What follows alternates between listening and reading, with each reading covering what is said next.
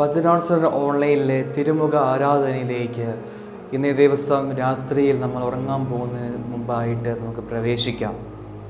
ഈശോയുടെ തിരുമുഖം വിശുദ്ധ കുർബാനയിൽ ഉണ്ട് എന്ന ബോധ്യത്തിലും നമ്മളെ സ്നേഹിച്ചുകൊണ്ട് നമ്മളോട് സംസാരിച്ച ഈശോയുടെ തിരുവചനങ്ങളെ സ്നേഹിച്ചുകൊണ്ടും ഇന്ന് രാത്രിയിൽ നമുക്ക് നിദ്രയിലേക്ക് പ്രവേശിക്കാം. വചനം ഇപ്രകാരമാണ്.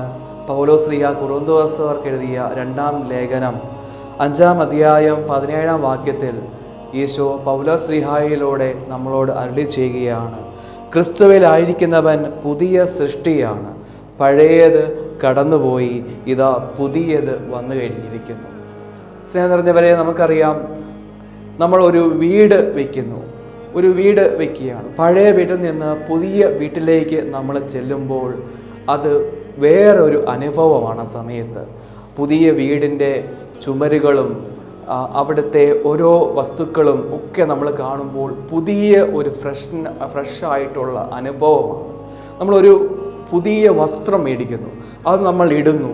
അതിടുമ്പോൾ നമുക്കൊരു പുതിയ ഒരു അനുഭവമാണ്, ഒരു സന്തോഷത്തിൻ്റെ, ഒരു ഫ്രീഡം കിട്ടുന്നതിൻ്റെ ഒക്കെ അനുഭവം ചിലപ്പോൾ കിട്ടും. ചിലപ്പോൾ ഒരു പുതിയ ചെരുപ്പ് വാങ്ങിച്ചാൽ പോലും ആ ഇടുന്ന പുതിയതായിട്ട് ഇട്ട ആദ്യത്തെ നാളുകൾ അങ്ങനെയാണ്, പുതിയ ഒരു അനുഭവമായിരിക്കും, സന്തോഷത്തിൻ്റെ ഒരു അനുഭവം. അതുപോലെ ഈശോ ഒരു അനുഭവം നമുക്ക് നൽകുകയാണ്. ഈശോയുടെ തിരുമുഖം, ആ തിരുമുഖത്തിൽ ആയിരിക്കുവാൻ, ഈശോയുടെ ഹൃദയത്തിൽ നമ്മളായിക്കഴിഞ്ഞാൽ നമ്മൾ പുതിയ സൃഷ്ടിയായിട്ട് മാറുകയാണ്. ഈശോ പറയുകയാണ്, ക്രിസ്തുവിലായിരിക്കുന്നവൻ പുതിയ സൃഷ്ടിയാണ്. അപ്പം നമ്മൾ എന്താണ് ചെയ്യേണ്ടത്? നമ്മൾ നമ്മുടെ അനുദിന ജീവിതത്തിൽ ക്രിസ്തുവിൽ ജീവിക്കുവാനായിട്ട് ആരംഭിക്കുമ്പോൾ നമ്മൾ പുതിയ സൃഷ്ടികളായിട്ട് മാറും. അപ്പോൾ നമ്മുടെ ജീവിതത്തിൽ പല ബുദ്ധിമുട്ടുകളും പ്രതിസന്ധികളും കടന്നു വരുമ്പോൾ അതിനെ നമ്മൾ നേരിടുന്നത് പുതിയ രീതിയിലായിരിക്കും. നമ്മളോട് മനസ്സിൽ ചില വിദ്വേഷങ്ങളും വെറുത്തുകളും ഒക്കെ, നമ്മുടെ മനസ്സിൽ മുറിവുകളും ഒക്കെ തന്ന വ്യക്തികളുണ്ടെങ്കിൽ അവരെ കാണുമ്പോൾ പുതിയ രീതിയിലായിരിക്കും ക്രിസ്തുവിലായിരിക്കുന്നവൻ പെരുമാറുക. ക്രിസ്തുവിലായിരിക്കാത്തവൻ തിരിച്ച് ദേഷ്യപ്പെടും. ക്രിസ്തുവിലായിരിക്കുന്നവൻ അത് ആ വ്യക്തിയെ കാണുമ്പോൾ സ്നേഹത്തോടെ പെരുമാറും. പുതിയ അനുഭവങ്ങൾ.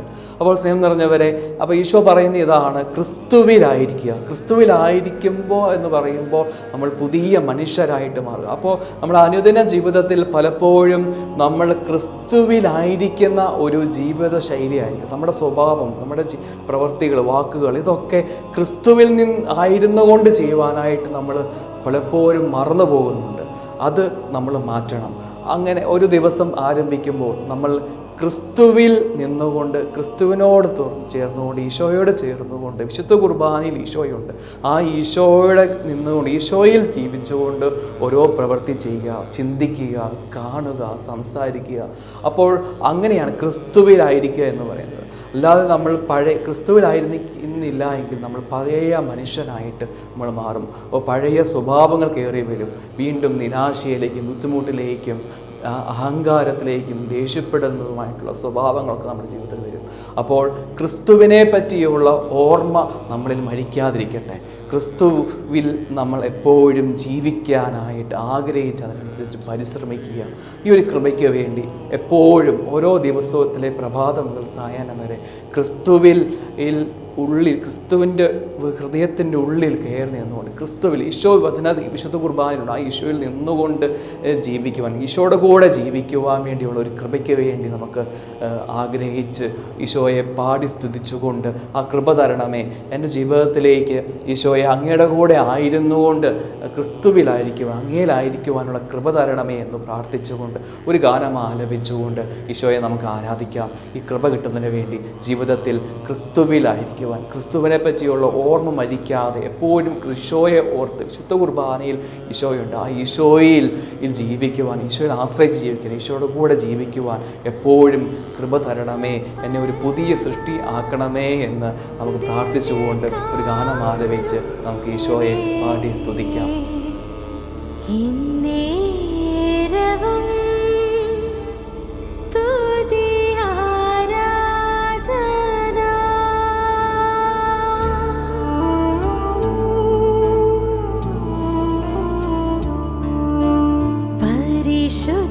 പരമ ദിവ്യകാരുണ്യമേ,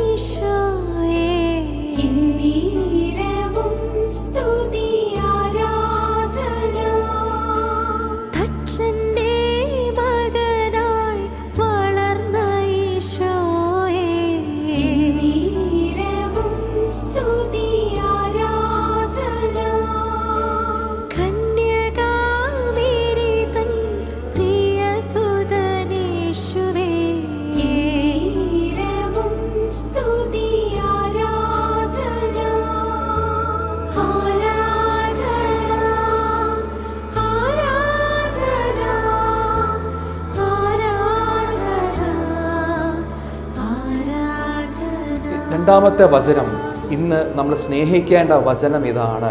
യോഹന്നാൻ്റെ സുവിശേഷം 14-ാമത്തെ അധ്യായം 18-ാമത്തെ വാക്യം.